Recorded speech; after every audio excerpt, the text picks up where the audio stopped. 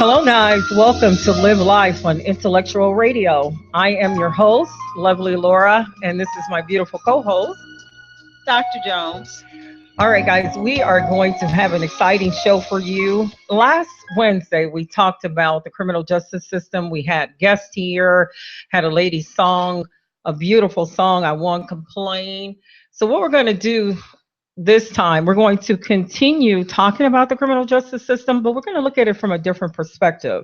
We're going to look at what's happening here in the United States as opposed to Europe when it comes to the criminal justice system. In fact, Dr. Jones, she's done a lot of research in terms of what's happening in the United States, how our criminal justice system works, how it really is not fair when it comes to African Americans. She's going to look at a lot of that.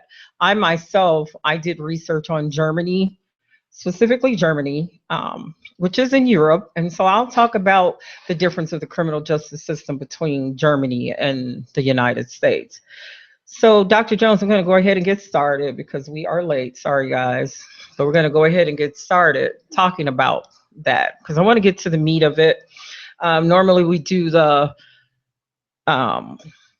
what's happening here, what's happening abroad, politics, all of that. We are not going to do that this time for the sake of time. We really want to get into the heart of the show. But I will give you the answer to the Black History question too. So don't let me forget that. I will do that a little later, as well as give you a new Black History question. Okay, so Dr. Jones, what did you find out about the criminal justice system in the United States? Okay. Upon researching the criminal justice system, and the reason that I researched it was because I wanted to look at whether or not the criminal justice system in the United States was balanced or unbalanced. So can we talk? Yes, we can talk.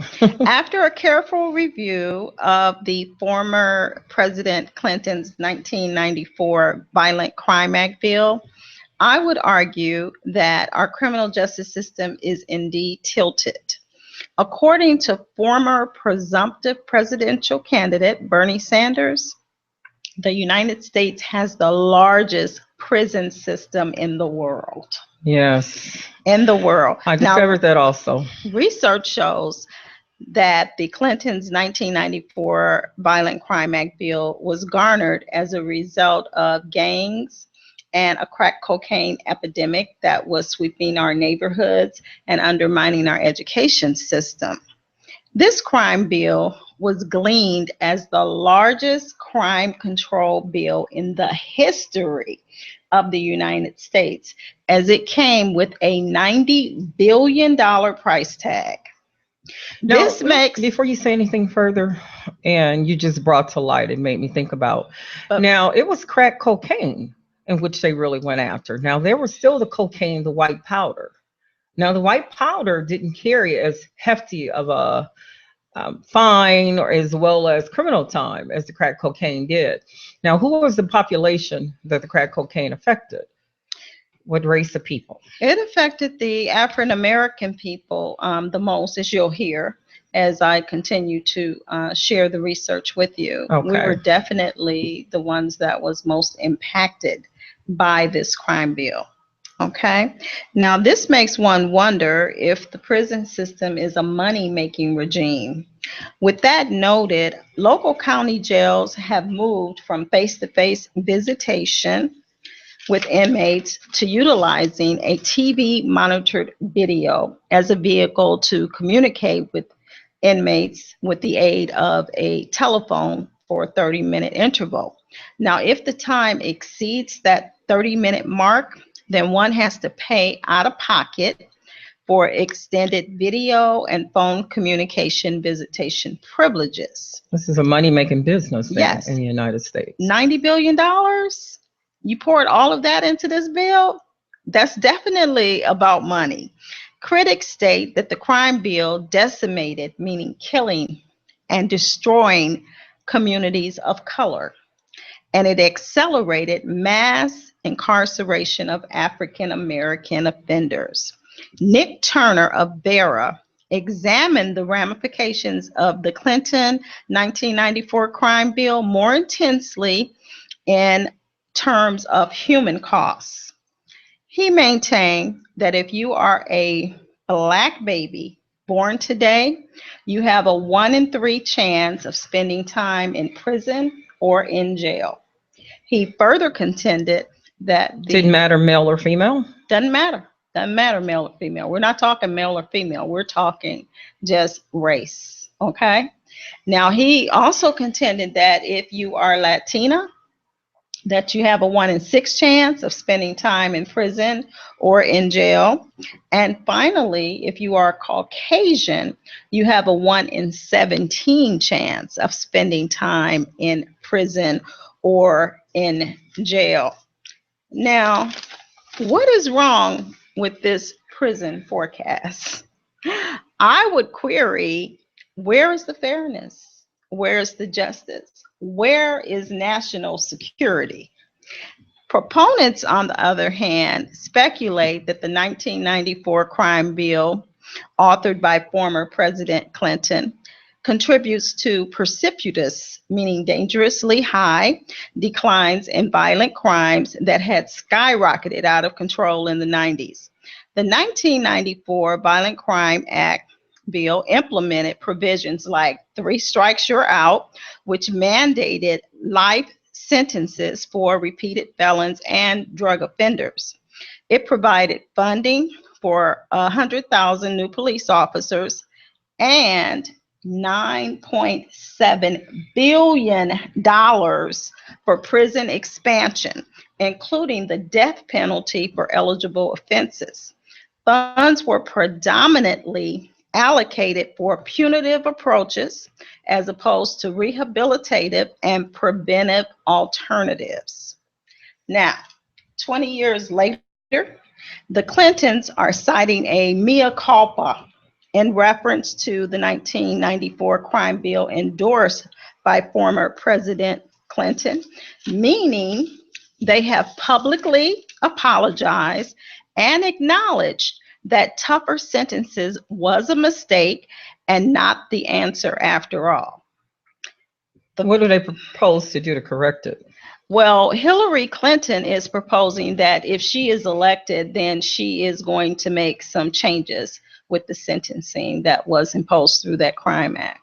I know that President Obama has tried to alleviate some of those crimes, like the small drug crimes, in terms of pardoning people or, giving them early release from prison, things of that sort. But yes, that crime bill has almost single-handedly destroyed the African American community, because when you look at it disproportionately, it's unfair in terms of the charges. You can have someone with 2 grams or 20 pounds or whatever, not like I know drugs like that, but they can have a large amount of powder cocaine, and they can have a very small amount of crack cocaine, maybe 2 to 3 rocks, and they'll get the same sentence as someone with 20 pounds, if you equate it to sugar, 20 pounds of powder. So you have the man with the 20 pounds of powder and 2 crack, and they're both getting 10 years. Well, no, that's not necessarily true. The one with the powder cocaine may get probation.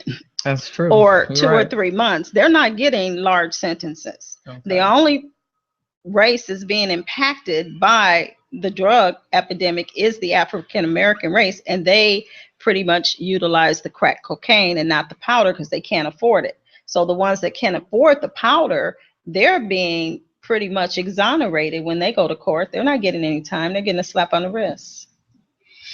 Yeah, they're not getting any time. Now, to conclude, the federal prison population doubled instead of being thwarted, meaning reversed, by the enactment of the 1994 Clinton crime bill. The Bureau of Prisons indicated a population of 95,162 inmates when the 1994 crime bill was birthed. Today, the Federal Bureau of Prisons cite a prison population at a whopping amount of 14,149 inmates. So you're looking at Wow. 95,000 before the bill was enacted, 214,149 inmates after it was enacted. These statistics are alarming, and they reveal that harsher punishment nor truth in sentencing, which required offenders to serve the time for which they were sentenced while abolishing and aborting any efforts of an opportunity for parole, did not work in reducing violent crimes. Some states followed the money by imposing tougher sentences in exchange for federal dollars. So they actually got paid for giving tough sentences to people. States got paid for it. Mark Moyer, executive director of the Sentencing Project, found that the Clinton 1994 crime bill weakened the plight of offenders in two ways. First, it eradicated the Pell Grant funding, which allowed them to attend college if they were interested. Second, when former President Clinton championed the one strike you're out policy to evict tenants and their guests involved in criminal activity, the eviction rates in public housing skyrocketed, making it more difficult for offenders to attain housing. And that's what we're dealing with right now. Exactly. Exactly.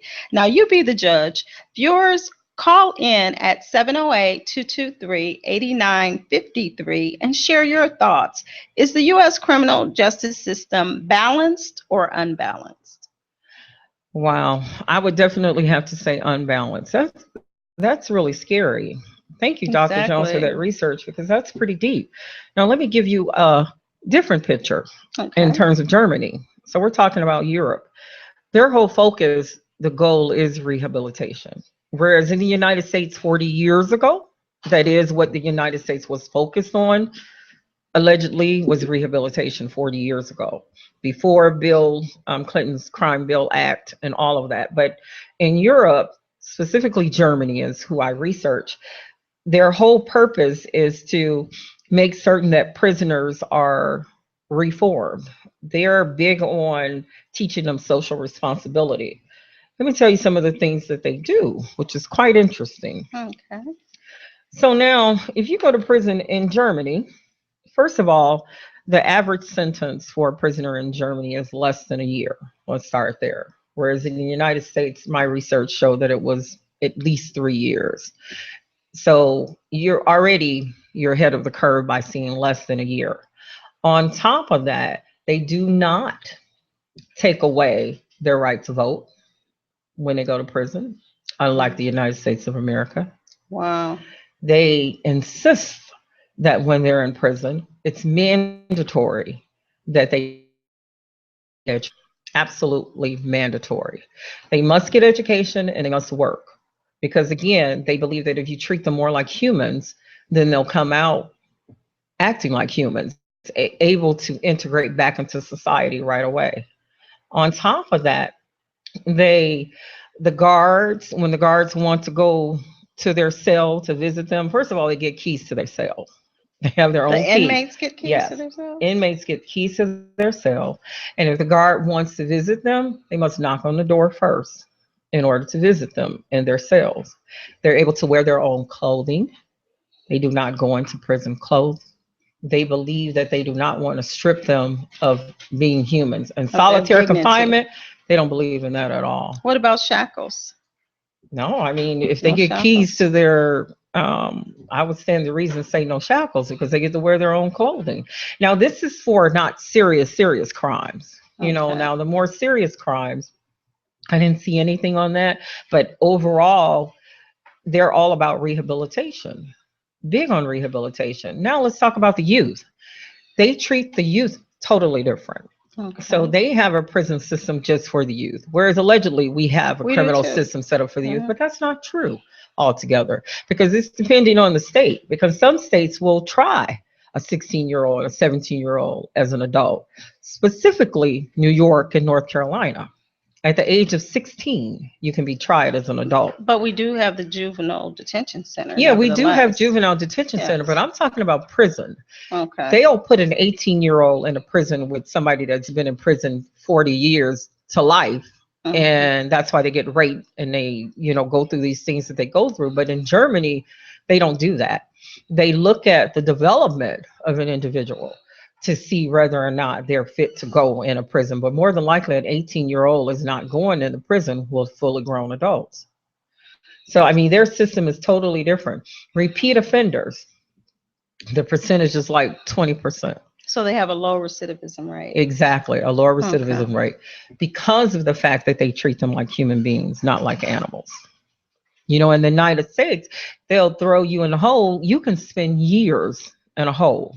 In solitary confinement. Exactly. Solitary confinement. The hole is what I'm calling it. But you're right, a solitary confinement where you can do that for years. Years. So, I mean, you think about it, can Germany or can the United States learn something from Europe?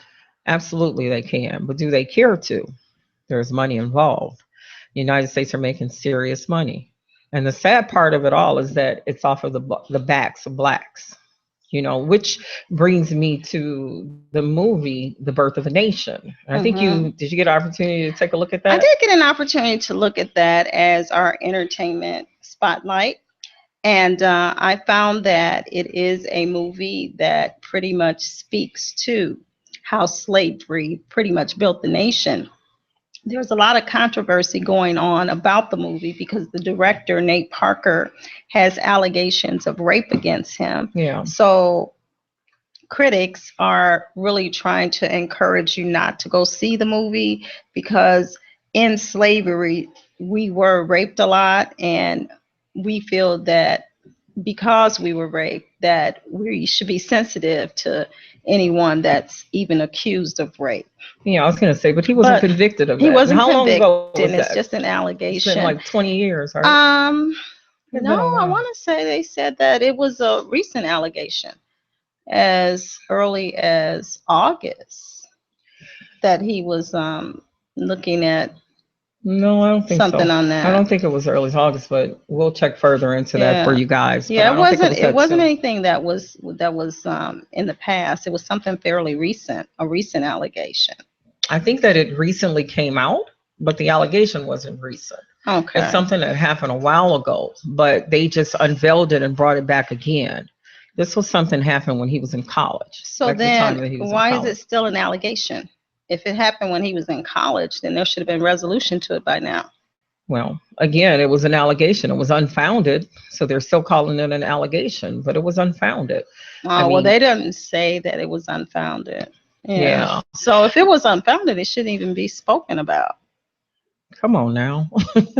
They bring up a lot of things, Yeah. that shouldn't be spoken about, especially when it concerns a black man. And let's keep it real. The United States of America don't want you to see the unveiling of how they used slaves to build this country. They want people to believe that they built this on their own, Oh, that's utterly and impossible. although, but some of us are naive to it. But with Let's keep it 400 real. years of bondage, I mean, really, how could they have possibly built the country? Yeah, but you'd be amazed at how many black people don't know that, though, which is the reason why I like to do the 5 W's of Black history, because Yes. we don't know our history. We don't have Yeah. a clue as to what's going on, not at all. And so when you look at the criminal justice system, it's just another form of slavery, is what it is. It's modernized slavery when you are Oh, not exactly. treating people fairly. How is Exactly. it that one person can do a particular crime? You can have a black man do a white man do the same crime, and as you said, his sentence may be commuted altogether. He gets no time whatsoever. Well, And case in point is that recent case of the young man raping the young lady in college, and the judge said that he felt that if he went to prison, that that would seriously impact him, and he got like 6 months, only served 3 months, and yeah, he's out. yeah, yeah, Okay, now had that been an African American man who committed that crime, he'd be looking at several years in prison. yeah. You mean throw away the key, Yeah, possibly no basically. parole. Yes, throw away the definitely. key. So there's definitely an imbalance in our criminal justice system as it relates to how African Americans are sentenced and Caucasians are sentenced. And then look at the prison system. We pretty much populate that whole system. The percentage of Caucasians in there is very, very minute. Okay, we pretty much make the prison population. And if they're pouring $90 billion into building more prisons, who do you think they're building those prisons for? The point, they say that they look at the African American male in kindergarten, and they base the prisons based off of how many young African American males are in kindergarten. They decide how Wow. large of prisons they're going to build based on that alone. Now, this brings me to politics because all this historically, we are a people, back in history, we are a people of Lincoln, which means we used to vote Republican.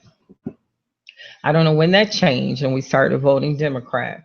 But the problem that I have with it, and after doing this research and seeing what's going on and the unfairness and the unjust way in which our criminal system is, it makes me realize that we need to hold our politicians more accountable. We automatically just decide, okay, I'm going to vote a straight Democratic ticket as an African American. And I believe that the Democratic politicians, they take our vote for granted.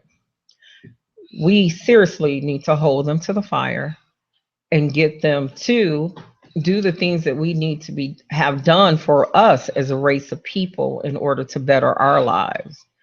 And this 1994 Crime Bill Act, I get that the Clintons said, oops, we made a mistake. But there are a lot of lives that have been destroyed as a result of this.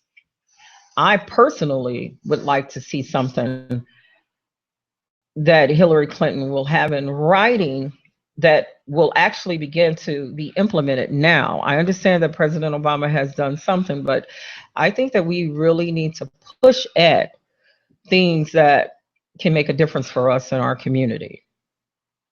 Because I'm telling you, I personally am disheartened behind this whole criminal justice system. I like the fact that we had someone here last week, Michelle Jones, who came in trying to get a program started, as well as we have several others that were supposed to have been there, and we will bring them on at a later date.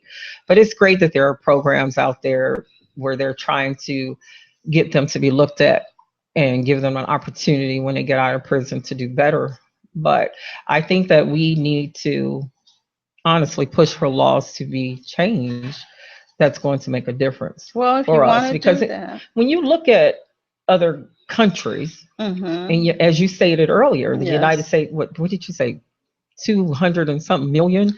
214,149 inmates in federal prisons. Wow. Yes. Well, it sounds like 200 Now, million to if me. no, not When you, million. yeah, I know, but when you said the number, well, in it was comparison huge. to 95,000, it is a Yeah. significant jump. But if we really want to make a difference and get this 1994 Crime Act bill thwarted, we're going to have to lobby and get a bill passed to do it. Or the president, whoever is elected president, is going to have to implement and put something in writing to change what this bill is doing to African Americans. Yeah, but we need that done now before they're elected. We do. Well, then you're going to have to write We to need that done before they legislators, elected. congressmen, Our local and have them legislator. fight for you. All right, guys, I Yes. say that's where you begin. You begin with your local legislator because that's how you're able to get things changed and laws changed.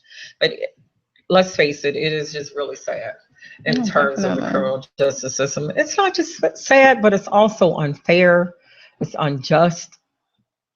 And if you think about it, it is a perpetuated cycle in terms of the trickle down effect, in terms of what's From happening slavery. with not just slavery, but currently in terms of what we're dealing with the police, how they have no Yes. respect. In fact, I'm reading this book called the redemption lessons. It's about a guy who was in prison at one time and how he's now on a crusade to make things different. But he had ran into this incident with a police officer. Someone was trying to break into his house, and this is what was in the book. It's called The Lessons of Redemption is the name of the book. I can't think of the author's name right now. But in that book, he talked about how someone was trying to break in his house. He took a gun and he shot through the door to get the people from coming in the house. And he said within minutes, the police were there, at the house. And this happened in Baltimore, Maryland. It was in the 80s. Police were at the house. He ended up getting handcuffs on him because technically he had the gun illegally. But never mind the fact that he was trying to protect his home. He had a gun illegally, so he was arrested.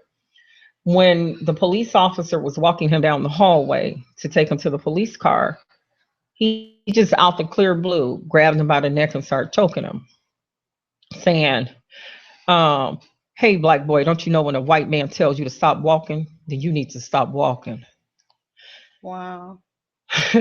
He said he couldn't believe that it was happening. He said, first of all, he never told me to stop walking, but we're talking 1989, I believe it was. So the crime bill, I think, came out in 98. But can you imagine, here it is, 19 going on for years. And to me, us having a black president over these 8 years, yeah, it was all wonderful and all. We elected a black president. But then you have to ask yourself, how much was really done for us as an African American population? What has happened to us? How have we really, really benefited? And then you ask yourself, what has happened is the veil of racism has been anyway. But the fact that the police have no regards for African Americans, and I'm not saying all of them because I know it's not all, but there is a great majority, and what we're seeing over and over again in the media, it's just unbelievable, what's happening. Blatant disregard. Yeah, blatant disregard. For but life. This has been going on for a long, long time, is what I'm saying, especially for the black male, that we may not even know is going on. This is just unveiling a lot of the stuff that has been hidden. Absolutely. And I think that's because our president is African American. It's almost as if they want to make a statement to him. I don't care if you're the president of the United States, you're still black. And I think that a lot of the problems that we are facing with the police is just pretty much acts that are done towards the fact that he was indeed elected president of the United States. Yeah, but it was there. But it's always been there. It's not happening because he's president of the United States. I just think that they're being more open with it because he's president of the United States. Yeah.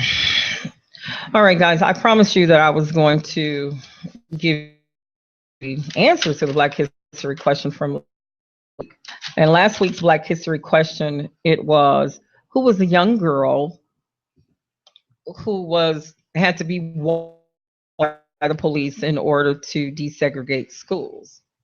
Do you know, Dr. Jones? Ruby Bridges. Exactly, Ruby Bridges. Ruby Bridges was a young girl who had to be escorted by the police in order to desegregate schools. Now, our current Black History question, and then we're going to bring it to a close. The current Black History question is, who was the first African American woman to be elected to the United States Congress? She also was the first Black woman to be put on the ticket for the Democrat presidential candidate. Who was she? I know the answer. You can text me or give us a call at 708-223-8953. Just to get back to politics before we close real quickly, you had spoken to Hillary Clinton mentioning the word xenophobic. Is that correct? Uh-huh. So I did research that. And I discovered that what that means is Donald Trump who mentioned it, not Hillary Clinton. Donald Against Hillary? He did. He Oh, mentioned it wow. against That's Hillary. surprising because, Yeah, he said that because she said that everyone that's following Donald Trump, they were in a basket of deplorables. okay. She said a basket of deplorables. And he was like, oh, she's a xenophobic. Oh, now it's funny that he would use that coin. And the reason I say that is because the meaning of it is to have intense dislike from others from another country. She haven't exhibited that throughout her campaign. He has. And see, that's what's So been the that's biggest why I'm joke. like, That's the biggest yeah, joke because if you think about it, before he even became the nominee, come on, he wouldn't disavow David Duke, who is the right. head of the Ku Klux Klan.